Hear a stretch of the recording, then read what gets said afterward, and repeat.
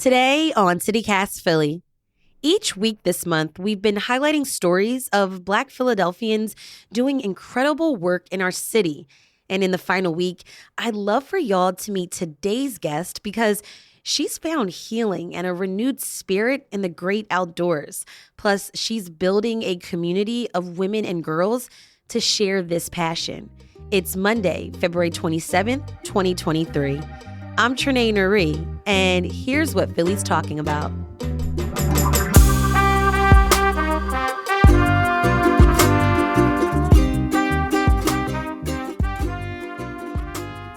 Ajua Abrokwa, you're the founder of She Is Focused, which is a group that focuses on engaging women and girls with biking and hiking and overall wellness activities. What makes the Philadelphia area a good place to bike and go hiking?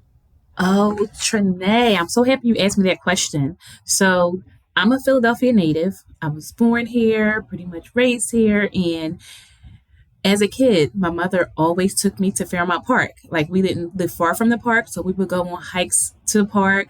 In high school, I ran track, so we would practice for our cross country meets in Valley Green.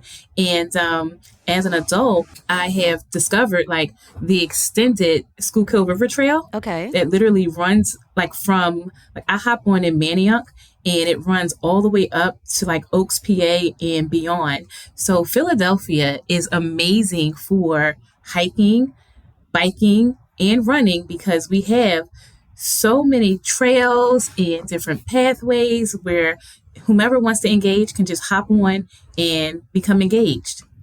And they run all through the city. Okay, Ajua, take me back to the pandemic.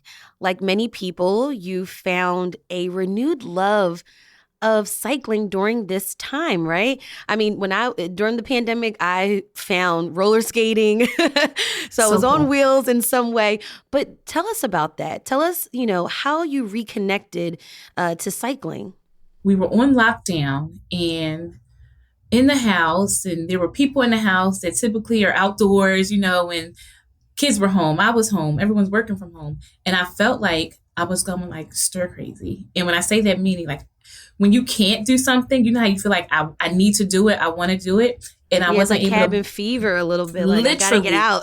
Cabin fever. And I'm a runner. So I normally like to go out and run. Like that was my thing at the time, prior to cycling. And there were so many restrictions around running at the time. I'm like, I don't want to do that.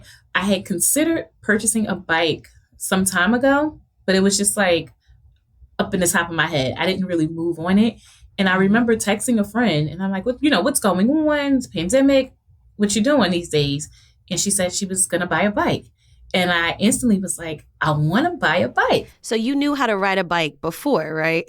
Yes, I knew how to ride a bike before. I rode a bike as a child around Philadelphia.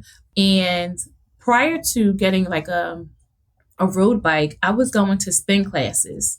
Mm-hmm. However, once I got on the road bike outside, it changed the game for me. How so? I never really cared about the sun, the birds, the rain, anything. Meaning it's there, but I was not really in tune with aspects of the outdoor or the elements like I became once I got on the bike. And it really served for me as a form of active meditation during this time of uncertainty.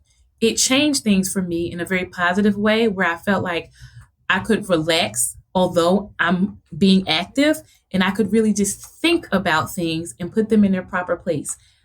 And that's a part of the reason why I literally haven't gotten off the bike since. So when did you know, though, that, it's time to share this same passion of cycling with a larger community?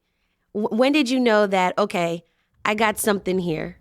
I'm a leader by nature, and I'll say that confidently. I'm a builder by nature, and I'm a connector. So initially when I started riding the bike, it was myself and a friend, another girlfriend, and we were riding, and it was just she and I, and we would meet up daily. And then a little time after that, maybe a couple weeks after that, we started or we joined a club. The club we joined was a group of men. And once we started riding with that club, other women started to join us. So we essentially started like a women's branch or a women's arm or division of that club. And when you're sharing space with people, we're riding, we're laughing, I like to get to know folks, right? I'm like, okay, I'm riding bikes with you all the time, but like, what do you like off the bike? And, just building that community and engaging with one another. I started to like plan things off the bike. So I planned a game night. I started talking about, doing a vision board party. We're on these bikes now. We're trying to take this a little more seriously. Let's set some goals around what we want to do, in an upcoming year in regards to our cycling or personal development or what have you. And I recognized that there was an interest in these activities and a need actually, because women actually were coming up with goals and they were happy we were engaging in, the process of setting goals for ourselves on and off the bike. So I'm like, this is a thing. What type of women were showing up? All different types. We had all different types of women. We had Muslim women. We had white women. We had African American women. We had women that were in their 20s, multi-generational, multicultural. It was a very, very diverse space. I'll say that. Different skill levels in cycling. We had some that had been cycling already but wanted to join us. We had women who, like myself, who were very new to cycling. So it was a space where if you wanted to come, fellowship, build community, have a good time, and ride the bike, this is where you should be.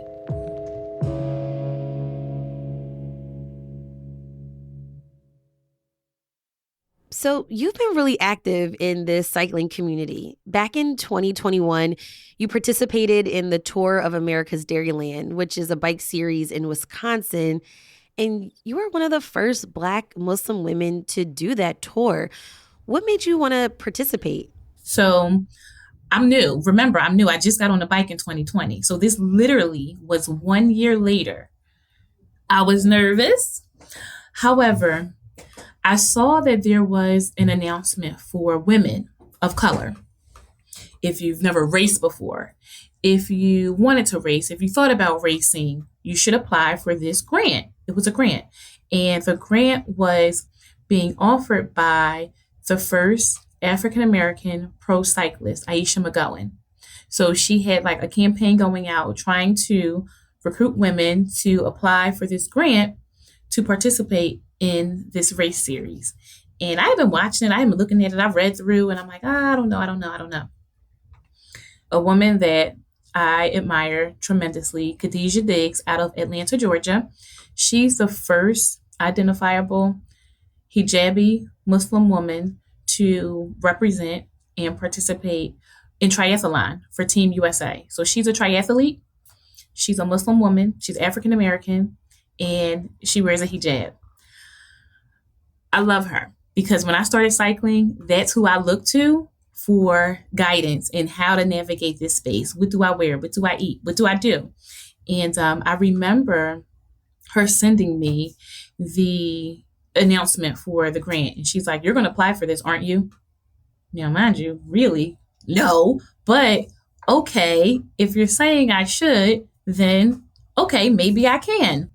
Yeah, that's great. And I know you talked about how important it is for you to find gear that supports your active lifestyle and your religious beliefs. And what are things, you have to think about that other cyclists may not have to navigate? My hijab, so my head covering, the one that I will wear on a daily basis is very different than what I wear when I'm on the bike. Other people don't have to think about that. They don't have to consider that. And for me, if I want to engage, be safe, and maintain modesty, there has to be a product out there that supports that. So having a sports hijab was huge. And in addition to having, a jersey that was long sleeve, but not super hot for me in the summer, and the bibs, the bottoms. So typically you'll see cyclists wear bib shorts. However, there weren't a lot of manufacturers that had, the long bibs for the summer. So that part was a challenge for me. things have shifted a bit because I think the awareness has begun to be raised about what the needs are of the diversity in cycling and then the needs of that diverse group. And then I learned, obviously, that there are other women who are not Muslim who would prefer to wear long sleeves in the summer just for sun protection. So that's good because we have like now, there's a market for it, right? There's a need for it. And I'm able to get what I need and engage in the sport and feel comfortable about doing so. But initially, it was a challenge. And one of the things that it made me look at even further is just the industry and how much diversity is reflected in the industry. Because if you have folks who kind of push the buttons and call the shots in those spaces and places, then they can be the representatives of individuals like me and my peers that have these diverse needs. They can speak to that and make sure that there's intentionality around creating space for us as well. Adjoa, cycling can be a solo activity, it could be a group activity, but you're really building a group around this sport. What do you say to women and girls that haven't pedaled before? How do you encourage them to get active? I encourage them to get active by creating space for them. Having a beginner-friendly space, a welcoming space, sharing my story, showing pictures of what I look like and how I got started to encourage them. And even if you don't have a bike and you want to engage, come on. We have resources where we can get you to, you can rent a bike. We have helmets where we can give you a helmet. Just come on, join us. We're creating the space for anyone at any skill level to feel comfortable engaging. And once you start, I'm telling you, you're not going to want to stop. And that's what we're finding. But it's one thing to ride on a protected path, but I haven't rode in a street since SEPTA went on strike.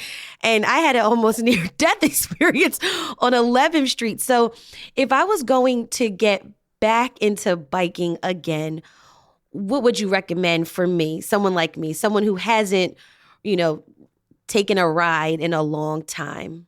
My recommendation would be grab your bike and hop on the Schuylkill River Trail. My recommendation would be grab your bike, go out to Bartram's Gardens. They have a nice protected trail over there where you can ride and practice. My recommendation would be to take advantage of MLK Drive. There's a portion of that is cut off, no cars, and you can go and practice and get back in balance and get ready. But there are so many opportunities around the city. You can even go into the Wissahickon, and there are trails there that you can ride on and feel safe and comfortable. And they're accessible all over the city. Adjoa Abrokwa, founder of She Is Focused, thank you so much for the recommendations and for sharing your story with me on CityCast Philly. Thank you for having me.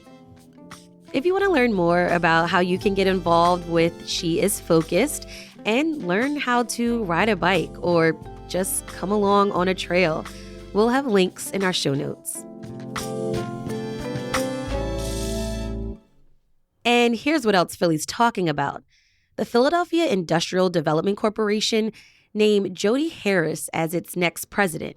According to the Philadelphia Tribune, Harris will be the 12th president and the first African-American woman to serve in this role. PIDC is a nonprofit funded by the city and the Greater Philadelphia Chamber of Commerce. The organization says it supports business, job creation, and the revitalization of Philly neighborhoods. And the Free Library has Saturday hours at 10 branch locations. According to Billy Penn, this is the first time in 3 years. The hours are from 10 a.m. to 5 p.m., with some exceptions for holidays. And it turns out that staff members are actually volunteering their time to work overtime to make all of this possible. Hey, y'all. Here is the CityCast Philly tip of the day. Before you hit the road, remember to wear your helmet while riding a bike. According to PennDOT, state law requires all cyclists under the age of 12 to wear an approved bicycle helmet.